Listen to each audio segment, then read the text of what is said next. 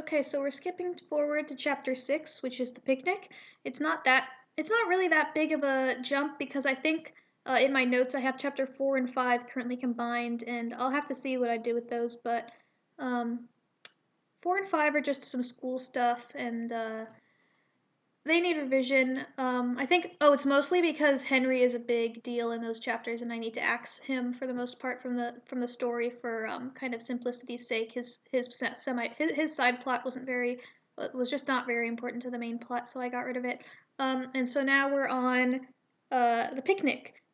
Now I remember in 4 and 5, it's Audrey is realizing that it's almost Abigail's birthday, and so she gets her flowers, and that's what they're doing. So now the picnic takes place on Abigail's birthday.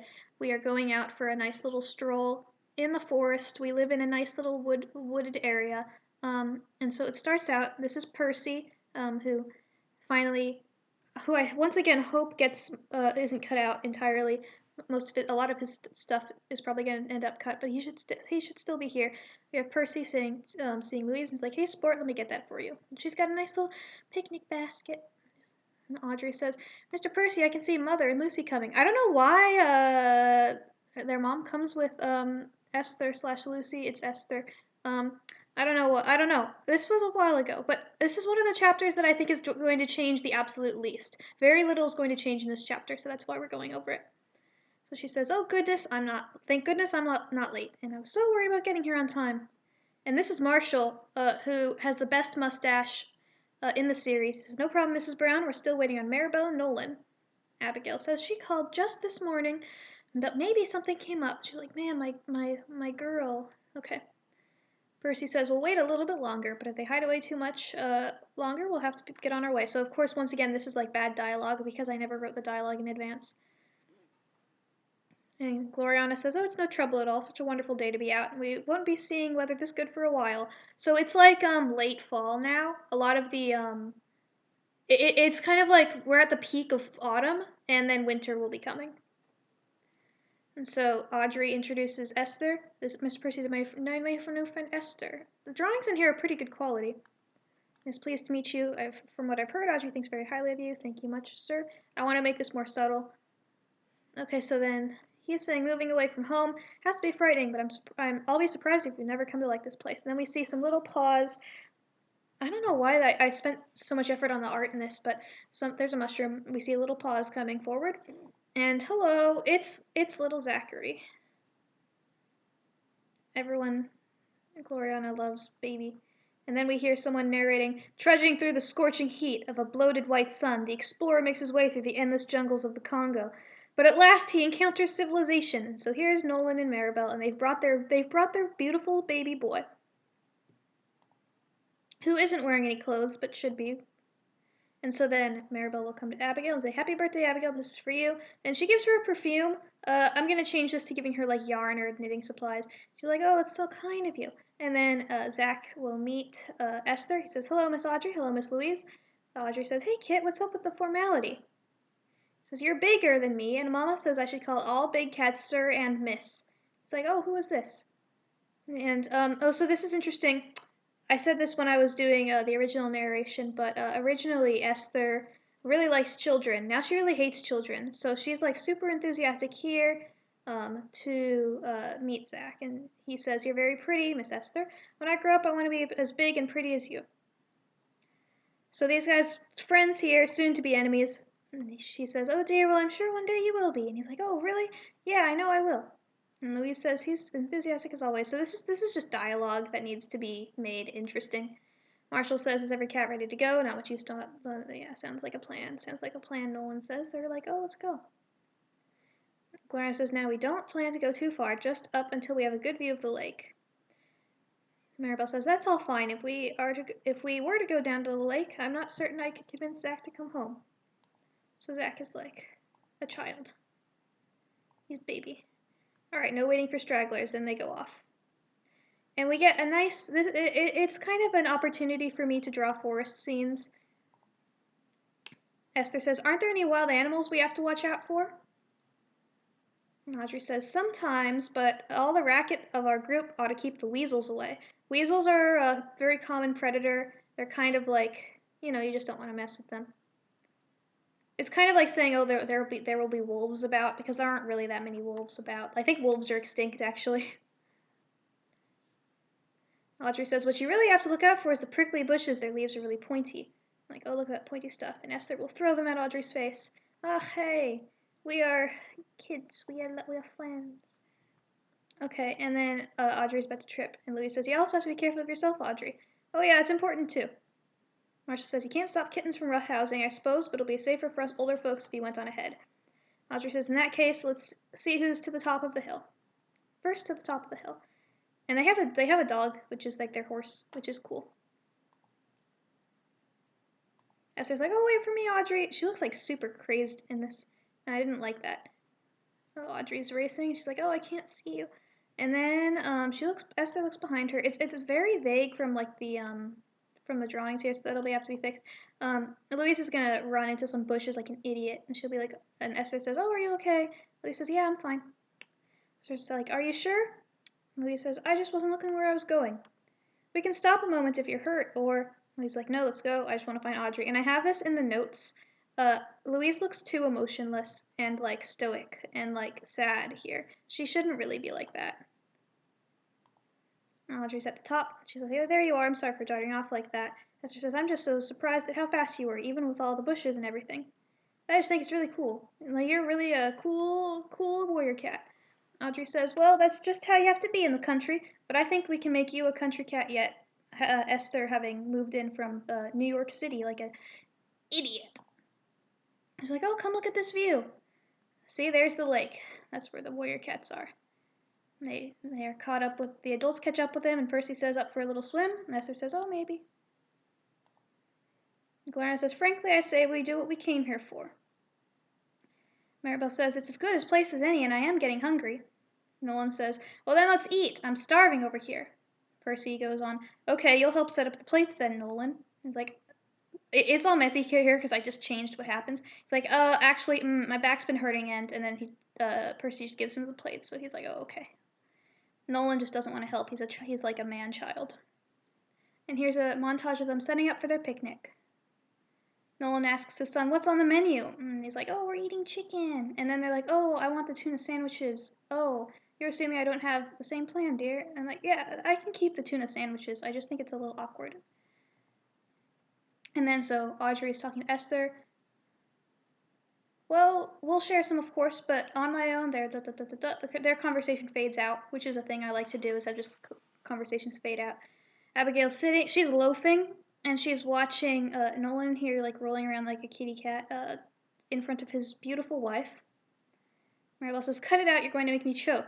Nolan says, but this is my natural body position. I have to keep this. This is actually funny. Then just for a moment, could you alter it for my stomach's sake? Oh, well, maybe. But then, if I sit up after all, will you let me sit beside you?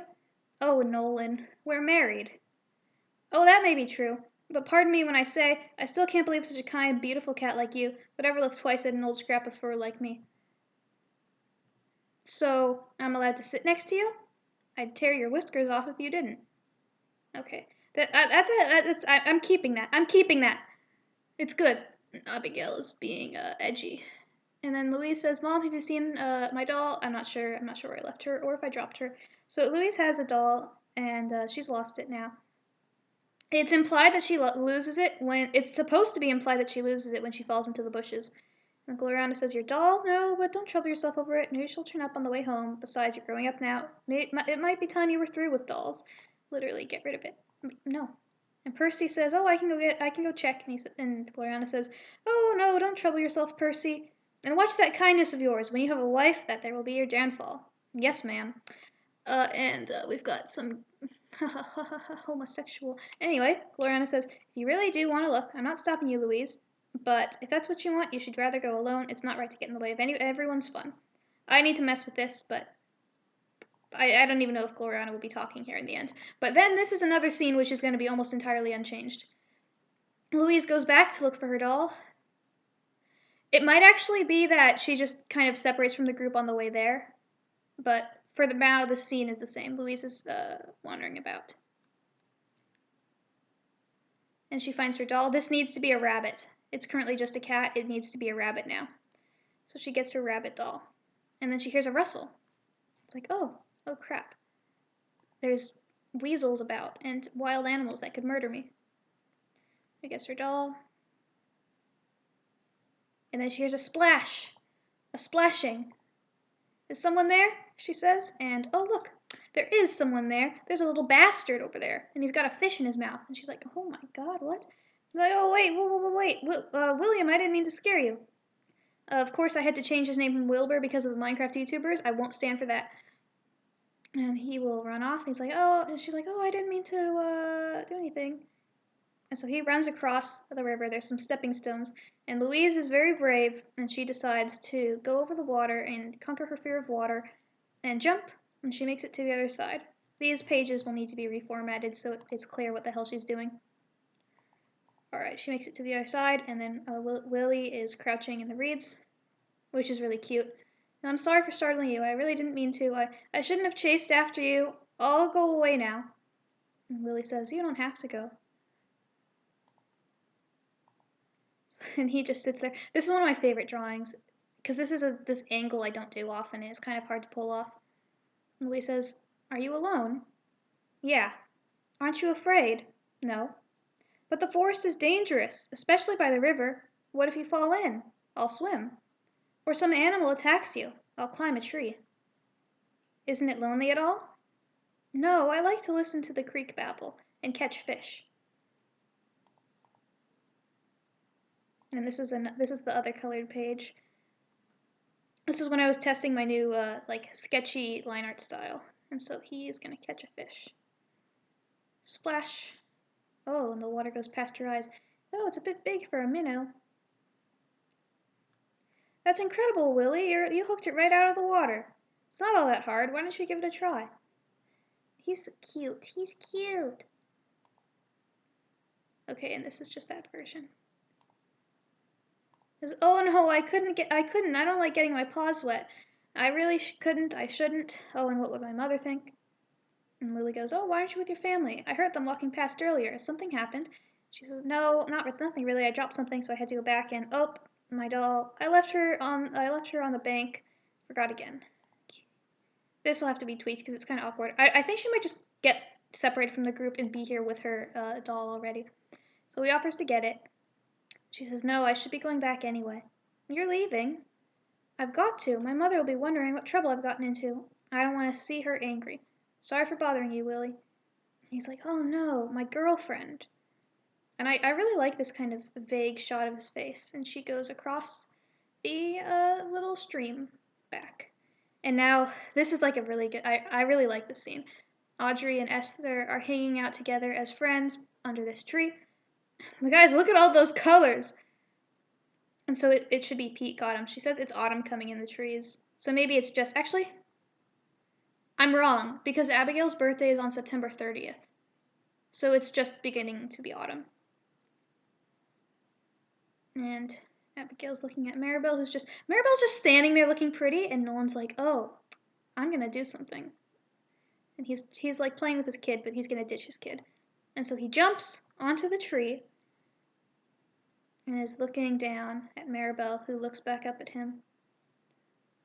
And now they're singing a song. This is one of the several songs in the story.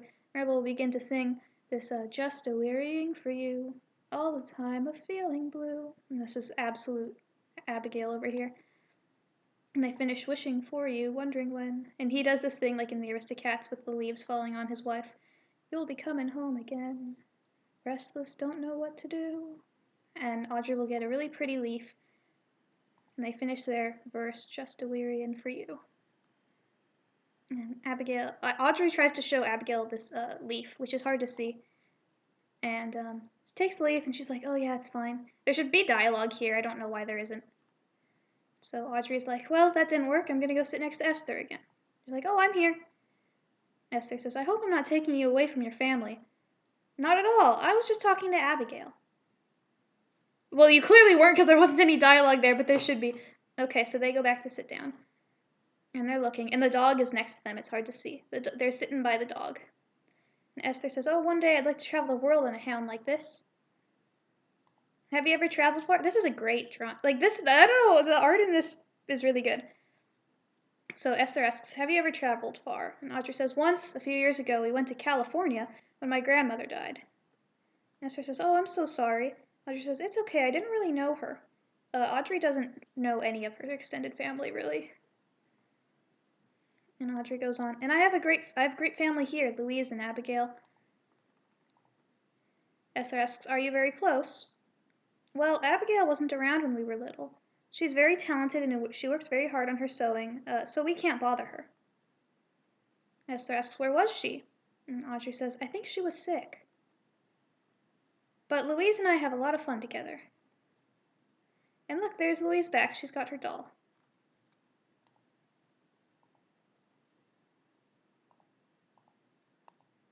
Just making sure I wasn't muted the whole time.